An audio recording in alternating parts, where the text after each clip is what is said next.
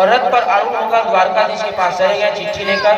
और चिट्ठी लेकर भगवान के पास पहुंचे, ब्राह्मण देव का आदर किया, सम्मान किया और सम्मान करके क्या किए, भोजन करवाया। भोजन करने के बाद उनको आराम करवाया। तब सुदेव महाराज ने कहा कि प्रभु, मैं आपके लिए एक निमंत्रण लाया हूं, पत्र लाया हूं। बोले कौन सा पत्र है? मैं नहीं जानता प्रभु, दूसरे के पत्र को नहीं पढ़ा जाता है। वो कौन सा पत्र था? प्रेम पत्र, है ना? इंग्लिश में क्या बोलेंगे, है ना? वाले का मन बहुत जानता, अभी पूछो भगवान नाम लग नहीं जान सकता है। तो बोले कि प्रेम पत्र को किसी का पढ़ा नहीं जाता, तो मैं किसी जानूंगा। तो बोले ठीक है, मैं पढ़ लूंगा। तब भगवान ने पढ़ा तो उस प्रेम पत्र में क्या लिखा था बता दूं आपको सबको। किसी के प्रेम पत्र को बताया नहीं जाता, मैं नहीं बता सकता, है ना? तो बताएंगे, समय आएगा तो भगवान नारायण जी बोले कि ब्राह्मण देव, आपका क्या उद्देश्य है, उसको प्रयोजन बताइए। बोले कि रुक्मिणी मैया को उनके भाई ने बंदी बनाया है और वो चाहते हैं कि आप उनका विवाह आपसे हो। वो आपको पति के रूप में स्वीकार कर चुकी है और उनका भाई उनके ऊपर अत्याचार करके शिशुपाल के साथ में उनका विवाह करना चाहते हैं। तो आप जल्दी से आए और आ करके उनका हरण कर लीजिए, ऐसा बोल दिए। इस बात को सुन करके जान करके महाराज द्वारकाधीश बोले कि ठीक है, मैं जल्द से जल्द आऊंगा और आ करके उनके मनोकामना को पूर्ण करूंगा। अब माता रुक्मिणी प्रतीक्षा करने लगी और प्रतीक्षा करते करते एक दिन ऐसा समय आया जिस समय से उन्होंने कहा भैया भैया मुझे बाहर जाना है। तो बोले कहाँ जाना है? अभी तुम बाहर नहीं जा सकते, बाहर जाना है, मंदिर जाना है, मुझे माता का दर्शन करना है। मंदिर जाने का बहाना किया।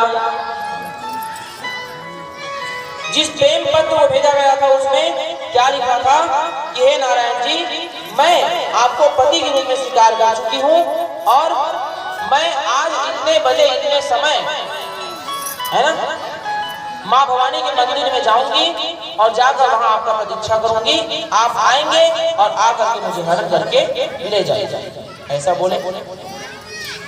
उसको पढ़कर भगवान समझ गए और समझ करके भगवान तैयार होने लगे।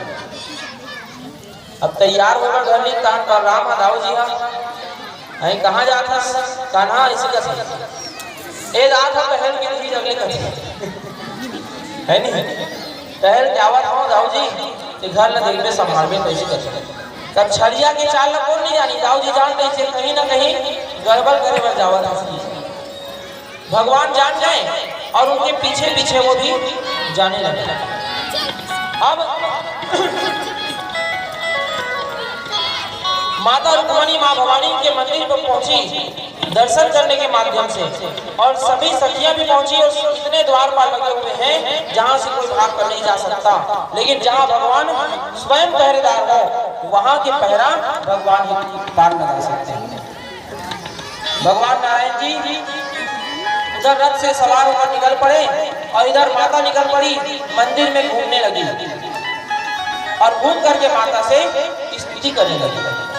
ओम सर्वमंगल मांगल्ये शिवे सर्वार्थ साधिके शरण्ये त्र्यंबके गौरी नारायणी नमोस्तुते। जयन्ती मंगला काली भद्रकाली कपालिनी दुर्गा क्षमा शिवा धात्री स्वाहा स्वधा नमोस्तुते। हे जगत जननी मां, अब मेरा जो लज्जा है वो आपके हाथों में है।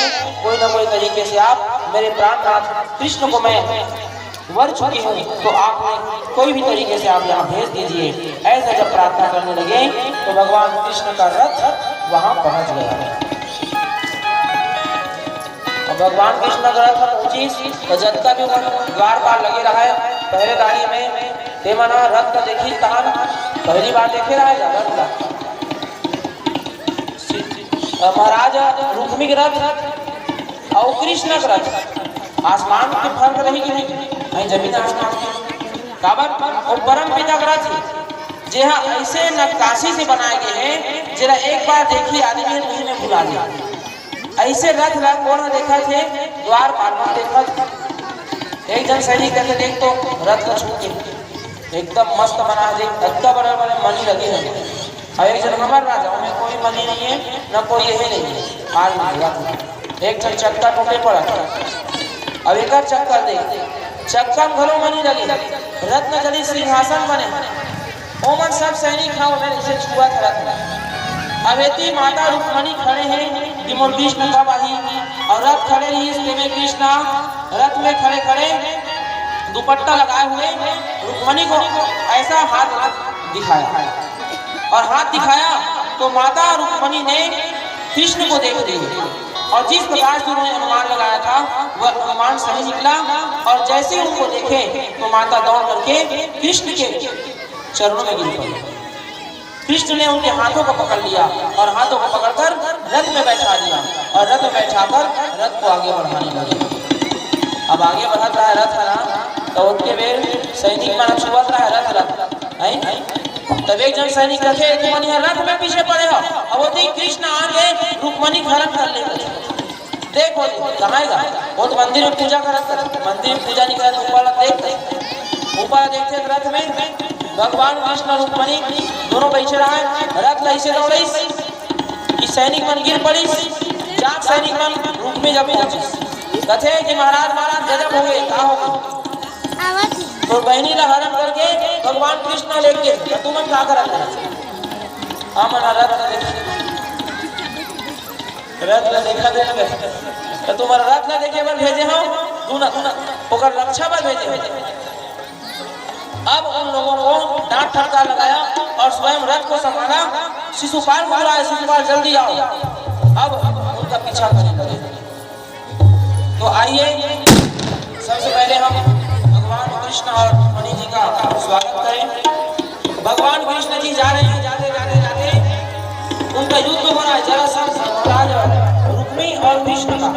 उधर से सेना लेकर के बलराम जी महाराज और बलराम जी महाराज आकर उनके आधा सैनिक को संभाले इधर कृष्ण जी उनको संभाल रहे हैं और संभाल करके तू चाहता है तेरा कल्याण तो यहाँ से वापस चला जा। रुक्मी बोले कि मैं नहीं तू कल्याण चाहता है तो तू मेरे बहन को छोड़ दे। मैं तुम्हारे बहन को नहीं छोड़ सकता क्योंकि जो मुझे चाहता है जो मेरे हाथ को एक बार पकड़ लेता है उसके बाद मैं उसको छोड़ने का काम करता नहीं। भगवान कृष्ण गुस्से को देखे और रथ में चढ़ गए और उनको मारने लगे तो माता रुक्मणी चरण में आ गई बोली प्रभु कल्याण कीजिए ये मेरा भाई है कुछ भी रहे ये मेरा भाई है इसको मत मारिए।